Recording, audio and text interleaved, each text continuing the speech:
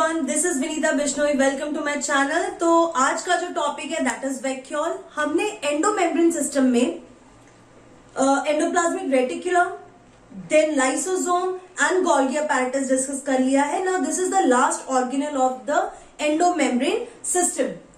तो ये जो वैक्यूल होता है, वैक्यूस मतलब होता है एम्प्टी।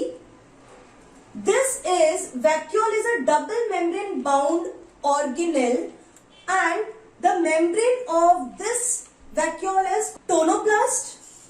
ये जो है प्लांट सेल में भी मिलता है, एनिमल सेल में भी मिलता है। एनिमल सेल में ये बहुत छोटे होते हैं और बहुत सारे होते हैं, जो आपको पता है, मैंने डिस्कस किया था कि जो गोल्गी अपैरेटस है उनके आसपास।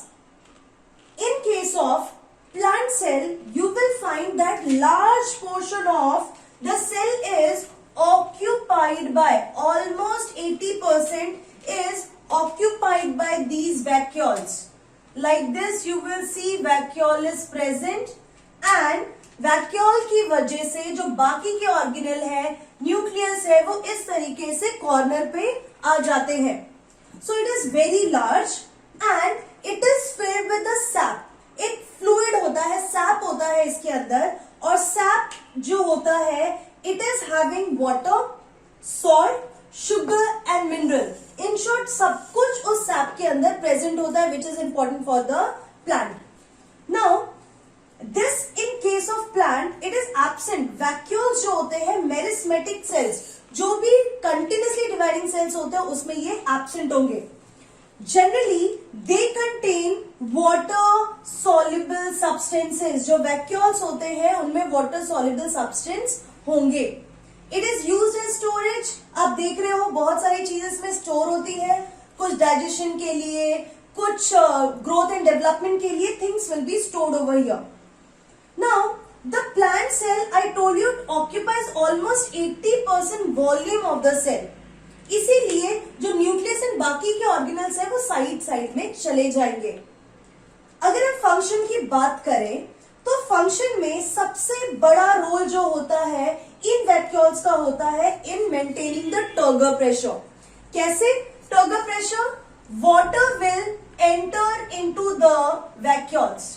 जितना ज्यादा वाटर एंटर होगा, हेंस उतना ही प्रेशर एक्सर्ट होगा वाटर की तरफ से, and that increases, and because of that the cell become turgid. ठीक है, तो वैक्यूल्स बहुत सारा वाटर स्टोर करता है and it plays a major role in turgor pressure. और आपको पता है टर्गर प्रेशर की वजह से ही सेल का जो शेप होता है वो मेंटेन्ड रहता है। Then storage, you can see here, मैं आपको पहले भी बता चुकी हूँ, इसमें सैप होता है विच स्टोर्स मेनी थिंग्स। वैसे ही यहाँ पे भी वैक्यूल्स में बहुत सारी चीजें स्टोर्ड रहती है। Then it helps in elongation। तो ये वाला जो फिनोमिना है आपको देखने को मिलेगा रूट के केस में। स्पेशली रूट के केस में क्या होता है, जो मेरिस्मेटिक जोन होता है, मेरिस्मेटिक जोन में जो सेल्स होते हैं, दो cells are small and they are continuously dividing cells. What will happen, these cell will have a small vacuole and the vacuole will increase in size। और जैसे जैसे vacuole increase होता है, सेल का साइज भी इंक्रीज होता है, cell elongate होता है due to increase in the size of the vacuole। इसको हम वैक्यूलर इलोंगेशन भी बोलते हैं। तभी जो मेरिस्मेटिक सेल्स होते हैं उसके ऊपर वाला जोन ऑफ इलोंगेशन होता है, बिकॉज वहां पे वैक्यूल्स जो होते हैं सेल के वो इंक्रीज होने लगते हैं, उसकी वजह से सेल का साइज भी इंक्रीज हो जाता है। So these are the main function. Now we will move on to the next topic that is the types. ठीक है, कि वैक्यूल्स कितने टाइप्स के होते हैं। तो पहला जो फूड वैक्यूल होता है, जिसको हम फैगोजोम भी बोल सकते हैं, ये जो फैगोजोम होता है, अगर these are the food vacuoles which are having food, solid food, that is called solid food containing vacuole which is called phagosome. और वही अगर वैक्यूल के अंदर लिक्विड फूड होगा that will be called pinosome.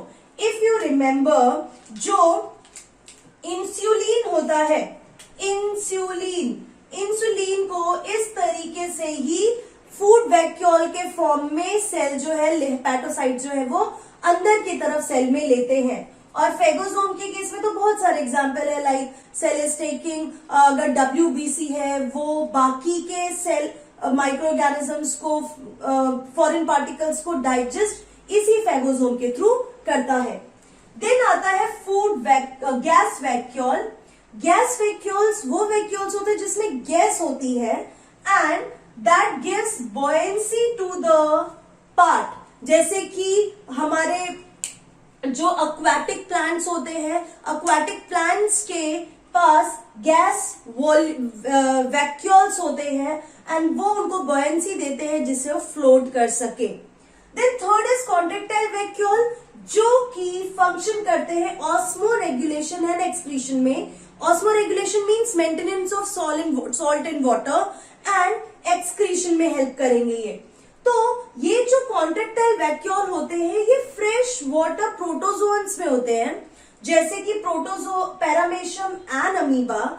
इनके केस में क्या होता है, क्योंकि फ्रेश वाटर में है, so they need to take, क्या होगा फ्रेश वाटर के केस में, the water will move from hypotonic solution to hypertonic solution.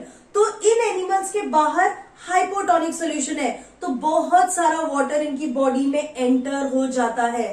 तो कहीं वो एनिमल बर्स्ट ना हो जाए, वो ऑर्गेनिज्म जो है उनका वाटर इम्बैलेंस ना हो जाए, तो इसीलिए जो कॉन्ट्रेक्टाइल वैक्यूल होते हैं, जो भी एक्स्ट्रा वाटर एंटर होता है उसको एक्सक्रीट करते रहते हैं और अपना साथ साथ में सॉल्ट एंड वाटर का भी बैलेंस करते रहते हैं विद दीज कॉन्ट्रेक्टाइल वैक्यूल. सो यहाँ पे आपको क्या याद रखना है कि ये जो डबल मेम्ब्रेन बाउंड ऑर्गेनेल है, टोनोप्लास्ट जिसकी मेम्ब्रेन को कहते हैं, this is a semi permeable membrane.